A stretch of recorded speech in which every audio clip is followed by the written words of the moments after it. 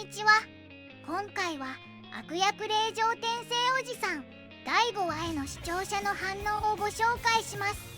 このチャンネルでは最新アニメの視聴者の反応や感想をご紹介しています。みんなの解釈や考察を知るとアニメ視聴の楽しみが増えると思いますので、ぜひ最後までお楽しみください。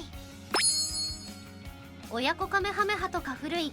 異世界と現実の協力プレイとか新しいな。ご飯攻略ウィキを見ないと。ドラゴボ始まった。現代が鑑賞できる異世界ものは新しいよな。なんか最近もご飯のパロ見た気がする。実質ともよ主演アニメじゃんこれ。実質ガンダムジークアクスじゃん。ジェリドを操る異世界転生アニメだったか。ドラクエ3を並んで買った世代か。あの頃はゲームショップもなかったから、おもちゃ屋かヨドバシみたいなところに並ぶしか選択肢がなかったんだな。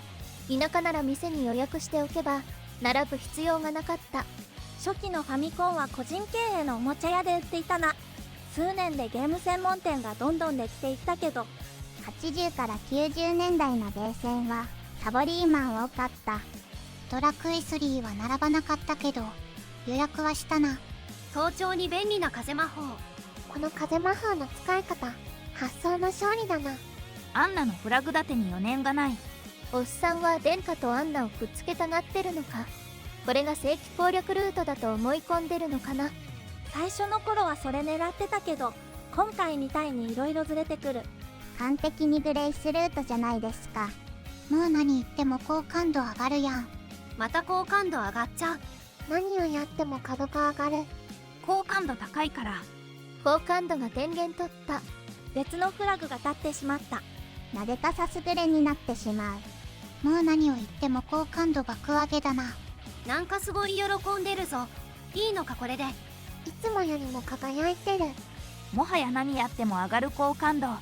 反応が思ってたんと違う。今日何度目ださすぐれ。パーフェクトコミュニケーションである。いつも意図しない方向に転がるな。どうやってもさすが。さすぐれ4回目。さすぐれさすぐれ。必ずプラス解釈。なんでこうなるの。オチがやっぱり昭和。なんでこうなるの。今回は割とストレートな物言いをしたような気もするけど、さすぐれになってしまったか。エレガントチートで微妙に表現が和らげられてるから、もう何をやっても周りの好感度が上がっちゃう。さすぐれ。どうしてこうなった。昭和落ち。アンジャ視展開は定番。コント55号落ちなんてアラカン以上しかわかるまい。丸いアイリスアウトにコント55号ネタ。昭和だの。しかしなんでマツケンなんだろう。プロデューサーが独断で決めたらしい。言うの。猫メイドあんまり出番ないな。可愛いのに。また出番を1回やるから待て。ダンダダンといい。この時間帯が日本人にしかわからんアニメになってる。毎週面白くて良いな。土曜の夕方あたりにのんびり見たいアニメだ。 A パートと B パートでオチを天丼してきやがった。いいぞもっとやれ。日曜女性向けアニメなので性的なことは一切ない。下手したら日朝より健全まである。いや今週も面白かった。何気におじいちゃん先生の好感度がキラキラしてたな。攻略対象なんだろうか。ママンの持ってたクッション、どういう仕掛けで顔プリンと切り替わるんだ。本人は悪役令嬢のつもりでも有頂夫人とか姫川あゆみになってるんよな。少なくともイライザになるのは無理だなこのおじさん。おっさんの TS ものって一歩間違えると確実に不快な作品になりそうなのにようやっとるわ。人間的によくできたおじさんだし、基本的に親目線だし。公式で推したい略称とファンの間で使われてる略称が違うことたまにあるよな。略で派閥できるのあるある。一番悲しいのは公式が推してる略が浸透してないこと。ガールズバンドくらいをガルクラと呼ぶかズバンドーと呼ぶかみたいな感じか。毎回あっという間に終わってしまう良いアニメだ。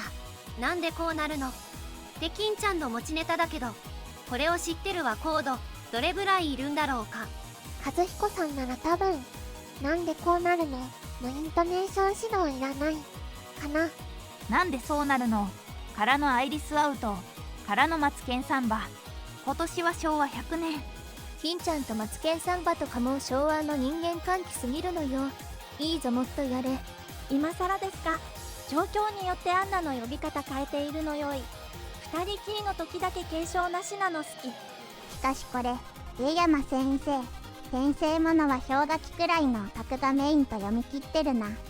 市場調査は完璧か。さすがベテラン。体感妙すぎる。今日も最高に面白かった。何気にずっと周りの好感度上げてってるグレイス健三郎たまらんおもろい。来週もマッチで楽しみすぎる。前は面白いねこの作品。図書室でグレイスとアンナが並んで歩いてるシーンはとても素敵で好きなシーンだな。これはやんやりグレイスの神おじさんだけど、グレイスの気持ちに反して周りのキャラが過大評価していくの。おバロを彷彿とさせてておもろいな。ゲームを進めないといけない設定面白いな。ゲーム内世界では普通に動いて会話してるけど、ゲーム画面上は立ち絵芝居になってるのも当然といえば当然だけど面白い。そしてエレガンと変換機能で悲願と志願の差が柔らかく吸収される。健三郎若き日のオタク活動のあるあるカット。締めのなんでこうなるの。イントネーションから元ネタはコント55号か。トニータニに続いてシニア世代向けで面白い。二刀流は進化していく。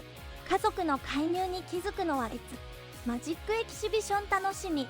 今日だけでアンナの好感度どんだけ上がったかな。あんな攻略したエンディングどうなるんだろう。エンディングでお母さんが抱えてるクッションをスーッと撫でるたびに絵柄変わってるの今更気づいた。細かい。前回本作に秘められていた意外な構成が明かされてからまた違う楽しみ方ができるようになってきた。積みぜみたいな設定だけど最初それを伏せていたがゆえの2段が前のインパクトがすごいのです。今回みたいな外の世界での種明かし展開も楽しみ。笑い。さすグレー、好感度の上がり方が青天井だな。それにしても神の視点が面白すぎる。もうどんどんやってほしい。今期は粒揃いだけど気楽に見られてコメディベースで面白いこの作品が一番かもしれない。諸説あり。今回も色々と小ネタ入ってたな。しかし健三郎さんほんと人生満喫してるよね。強い。笑い。そしてバッキリとアンナルートに突入してるのが面白すぎる。笑い。ほんと情報量上がってて良いアニメ化だよね。そうか、同じ場面を富田林家側でも見る場面が増えるのか。お話が冗長にならない工夫に期待。グレイスに獣人格宣言も好感触でよかった。図書館にいたレバヌ女子は絡んでこないのかな。アイリスアウトによる落とし方は内容とマッチしてひどく実感のこもった手法に見える。